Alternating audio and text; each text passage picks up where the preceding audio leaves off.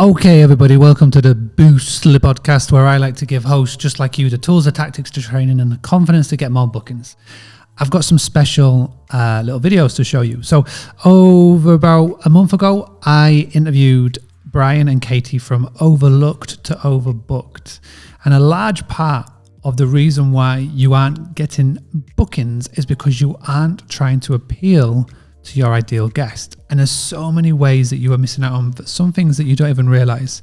Number one, it could be your pictures, it could be the terminology that you're using, it could be a certain rearrangement of photographs on your listings. So I wanted to take this Zoom call that we did with Brian and Kati, part of my coaching group, and I wanted to break it down into little segments, and I wanted to post it in the daily podcast because it was so good. It's so good. So please do go and check out Brian and Kati from Overlooked to Overbooked. Go do a Google search for them and really pay attention to what you're going to get access to here in these short little daily segments of the Boostly podcast. I would love to know your feedback when you're listening and watching this. So leave a comment below at mark@boostly.co.uk or at boostlyuk on all of the socials. But for now, I'm going to just flip my screen. You're going to see Brian and Kati from Overlooked to Overbooked talking about customer avatar, photos, and all of the above. Thank you so much for tuning in, and I look forward to seeing you tomorrow for another episode. Having a blast, gonna get it on the Boostly podcast. Boostly like Bruce Lee, cause it's so hard and the T is loose leaf. Making up those rhymes, don't write it, just do it loosely. If you want my respect, you better put direct. Here are the words in the podcast, that's what comes next. So this is one I've already kind of mentioned, but it's worth reiterating, is just think about what do you know about your environs that you can say, like they're not going to know. Just assume that even if someone is coming to your place in Paris, that they don't know that that's where the Eiffel Tower is. Like, you're never going to get dinged for being overly specific about all the different things that are great about your place. So think into concentric circles. What can you do in my house, just in my neighborhood, down the block, 10 minutes away, an hour drive away? I mean, if people are coming to your country for 2 weeks, they might be willing to drive 2 hours to something spectacular. Tell them that here's a thing that's 2 hours away. And the more, like, if you can make deals with companies and say, hey, I get 100 guests a year coming through here. I think you have the best steak place in town. Is there any chance I could get a special coupon or something that's just for my people? And I can brag on you, and it's a win-win for everybody. It's another way for them to think that you're not just the average host, you're a very special host, and that's going to pay off down the line in terms of repeat business and all that stuff as well. And one thing that Kati said before that I wanted to add on to, which is when you were talking about stayers, sometimes people their real motivation for thinking about who their ideal guest is who they're trying to repel. And if you have people that you think are not ideal guests, you need to be explicit about that in a diplomatic way.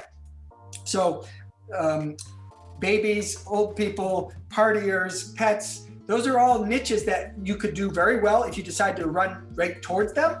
But if you want to run in the other direction from them, there are ways to be pretty explicit in your descriptions so that nobody comes there and says, hey, you didn't tell me that this wasn't good for so-and-so. It's much better to find a way to get that into the description than have somebody give you a bad review and then you have to try to explain your way out of it afterwards. Right, exactly. And this ambassador stuff is a great way, again, to narrow towards your avatar, right? Because if you think of most towns, some places will only have one thing. Like, you're close to wineries, that's your thing, great. But most places are going to have pubs and clubs, but also museums, or some activity thing or an adventure thing, climbing the trees or something. So the things that you pick in your listing are, again, driving towards your avatar. So the stuff that you choose to show, like an artsy theater as opposed to the big chain theaters or something. Or if you're specific, people are going to flock to your town for festivals. This was Festival of Lights in Taranaki in New Zealand, which we love to go to. Try to get someone for you to go to the festival and get a picture of it in your listing. Even if it's kind of obvious that, well, of course people are going to come in for this. You having this photo in your listing, again, is telling people it's a trust thing, that you have thought about this from their perspective, that this is what they're coming for, and you're just reminding them, like, look, our rental is so close to this amazing festival. And you guys have seen this in the video, in one of your videos that you have watched for your homework, so to speak.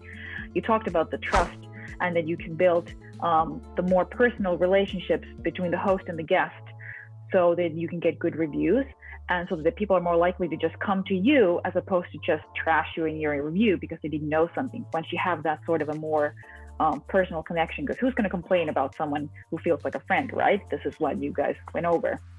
So all the stuff thinking of outside your rental, about your avatar, about the people that come there, what are they going to experience and what do you want them to experience? If you really think this is an adventure location, that's the kind of people you attract, remind them. Yes, of course, they're going to Google the location and see what you can do, but you having this stuff in the listing, again, it's kind of excluding all other options, right? They see all the stuff, or on your website. We keep saying listing, but you can apply this to your website. And actually, website is a much better place to show this because you can kind of organize this information there.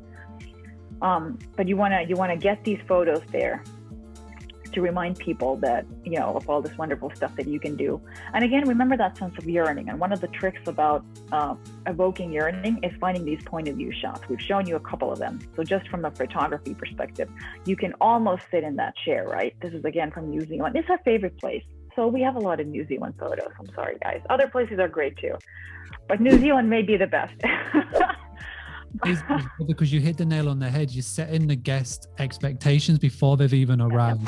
And when you set the guest expectations, what that means is that it just eliminates that review that you get where it wasn't what I expected. You know what I mean? Yes, so exactly. It's hitting the nail on the head. So thank you very much. Right.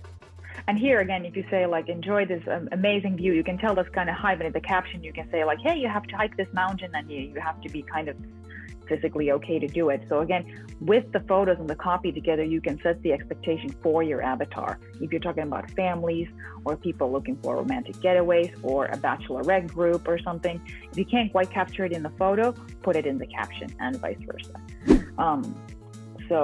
And again, just kind of setting the stage where the guests can kind of almost picture themselves there. And this is what's so great is that you can choose what to show on your websites and your listing, even if your location where you, like I said, you can do everything. You can direct the conversation with the photos that you choose to show. Having a blast, gonna get it on the Boostly podcast. Boostly like Bruce Lee, cause it's so hard and the T is loose leaf. Making up those rhymes, don't write it, just do it loosely.